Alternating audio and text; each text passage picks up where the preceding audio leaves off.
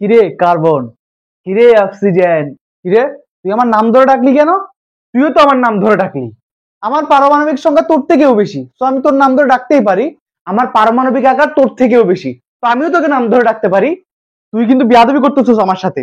হ্যাঁ করতেছি। কি করবি তুই? দেখবি কি করব? হ্যাঁ দেখা। এই দেখ। ডাক্তার সাহেব, এখন কার্বন কেমন আছে? দেখুন, কার্বনের অবস্থা এখন খুবই ক্রিটিক্যাল।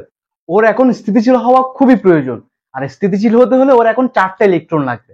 আর এই মুহূর্তেও 4টা ইলেকট্রন একসাথে গ্রহণ করতে পারবে না। ওকে ইলেকট্রন শেয়ারের মাধ্যমে নিতে হবে। জি জি, আমার 2টা ইলেকট্রন আমি শেয়ার করতে রাজি। আর 2টা ইলেকট্রন আমি ব্যবস্থা করে দিচ্ছি। ওকে, আপনি যত দ্রুত সম্ভব ব্যবস্থা করুন। হ্যালো। হ্যালো বন্ধু, আমি তো একটা কাম করে ফেলছি। কি করছস?